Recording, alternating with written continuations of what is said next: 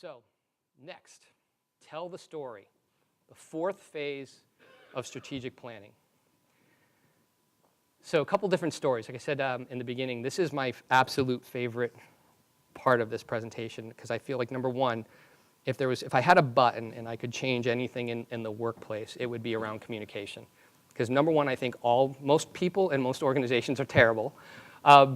And it's interesting, I think we're actually going as technology advances, I actually think we're going backwards in all this. So this quote here, the single biggest problem is communication, is that the illusion that has taken place. So I'll give you guys another story here. So I was in that role in strategic planning probably for about 6 or so months. I was supporting a very large organization. It was probably at least three times a week, I was in front of the senior management team. And I can tell you guys, I am a PowerPoint machine. I think in bullets and bulbs and things. I can create a PowerPoint in like seconds, right? I speak in PowerPoint, and I had all over my desk every strategic initiative that we had, what our vision was, how everything aligns. And week after week, I'm getting in front of the senior leadership team, and they're like, yes, yes, yes, right? Everybody's like, this is exactly what we need.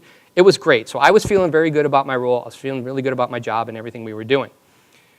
I was working up in Boston at the time, and a lot of folks, we had offices in like Rhode Island, Merrimack, New Hampshire, which here would still all be Texas, but those are all small little states. And a lot of people came to the Boston office on Friday because they lived in the area, so it was kind of a shorter commute for them. So had one of these guys come by my office. His name was John, and he was a senior vice president, led a 200-person organization. Very good guy, knew him really well. It was a Friday at like 3 o'clock, so I was really shutting down. You know, it was one of those things I wasn't too focused on work. And he came into my office, and he was kind of leaning up against the door, and he's like, Jim, he's like, you know, I'm troubled. I go, I need some help here. And I go, oh, what is it, John? What do you need? He goes, I feel like we don't have a vision. We don't really know what we're working on, and we don't have any strategies. And I could honestly, I almost fell off my chair. I was like, what are you talking about? What do you mean we have no strategy? I've been working on this thing for 6 months. I go, blah, blah, blah. I start showing him the PowerPoints, whatever. And again, this guy had 200 people in his organization. He looks at me and he goes, I've never seen any of that. So there you go. My expectation was his boss and his boss's boss and all those other people were taking all the work that we were doing and sharing it with people, right? So if a tree falls in the woods and no one hears it, who cares? It doesn't matter, right? It doesn't matter. So as you look at developing your vision, your strategy, and your plan, if that's not getting communicated out to people, it doesn't matter. You won't be successful. So I'll start with a little, as we continue to go on this, we'll do a little history lesson here. No one's ever gotten this when I've quizzed anybody, so we'll see if anybody can get this. So in 2000, and Renee, you heard this before, so don't answer it if you remember. In 2000, at the changing of the millennium, whatever it was Discovery Channel or History Channel, I can't remember which one, for a week, or at least 3 or 4 days of a week, it was a couple hours every night, they had the 100 most influential people in the last 1,000 years. So from 1 AD to 2000 AD, or whatever, that would be 0 AD to whatever.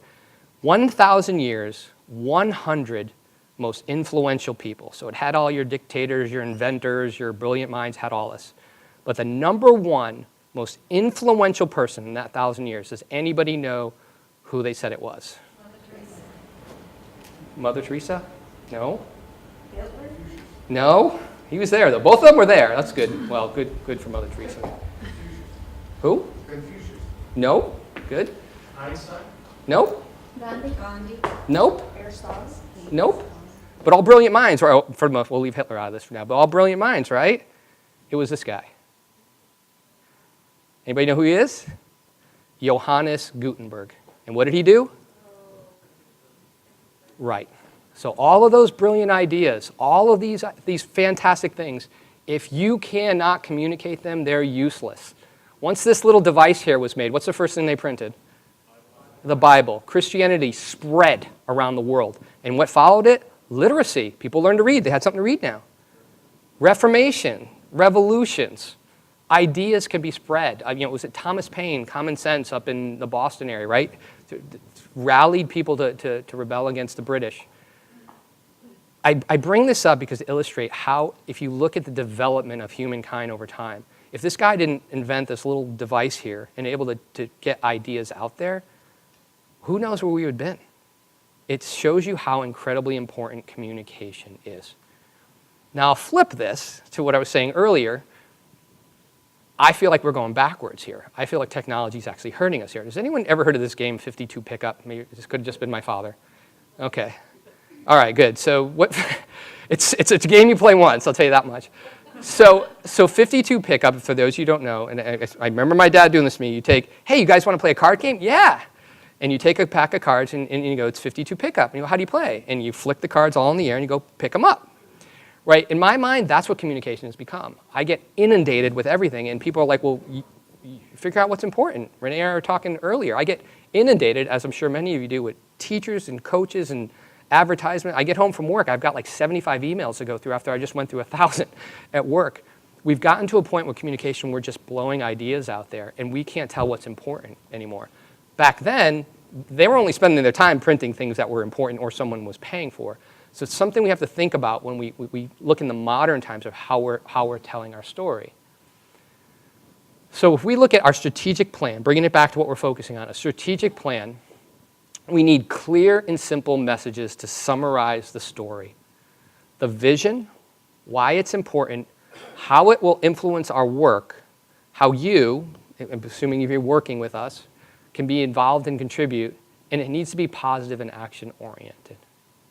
We need to engage and get team members involved. If we look at this vision of our company, our business unit, our group, it needs to be something that people are excited, engaged in, and care about. If not, you won't be successful. Leverage technology to deliver the message, so digital signage, internet sites, social media. I don't have a brilliant answer to this. I don't know the best way to communicate this. There are so many different avenues for this, but how do we do it in a way so that we're not just giving people more information they don't care about? Another example that I've shared and given this presentation before, a little bit about myself. I'm not a big TV watcher. I don't watch television very often. But, it's on around the house at certain times, and we're eating dinner or whatever, things are going on. Second thing is, I am not in the market for insurance at all, right? I don't need any insurance. I'm good. Car insurance, home insurance, I got it. Here's stuff I know, and this may come off as being a joke. I'm not joking. Listen to this. I know there's this woman called Flo. She works for Progressive. Seriously, she has a Name Your Price tool. I've seen her on a motorcycle. I've seen her on a boat, and I've seen her in an RV. She's on TV for less than 30 seconds. I don't care that she's on, and I'm not paying attention to her. Let me ask you guys how many presentations you sit through day in and day out that you can walk away and know as much as I know about Flo, and you were in that presentation for an hour. Our brains pick up information very different than the way we communicate it. As I said here, I don't have the answer to that, but some people in wherever, is it Madison Avenue, I don't know who does I don't know who does advertising anymore. People are studying how the human brain picks things up, and they're using that for marketing purposes. What can we learn from that? How do we get our message out there, whether it's anything, maybe it's a project status. How do we get this information out there where it's not a 75 page Gantt chart that no one can read through? How do we get those key messages out there? There's things that we can look at outside of the realm of what we do every day. Advertising is one of them, to be able to engage and share this message and tell the story. And this isn't a one-time deal, right? It's continuing to communicate, it's scheduling periodic updates, and it's celebrating the successes, right? Very similar, again, to a project. I think what I've seen, and this has been, I get to travel around in my job now. I go to various companies, and we spend a lot of time on the West Coast where, call it, it's more of your, I don't know if we use .coms anymore, but more of your innovative technology companies. And you see a lot of very, very cool things that people are doing here. Now, look, I realize they take money to do. For example, this was at a company you guys all know, I won't name them, and I don't know the technology, so other people might know, but they have all these posters on their wall, which are kind of their strategy and their vision. And if you go up at your phone, and that it looks like a barcode-y type thing? That barcode type thing? If you go up to that, what's it called? QR code? You can go up to that, and this is in their company, and you just scan your phone on it, and it'll tell you everything that's going on for that strategic pillar that company's working on.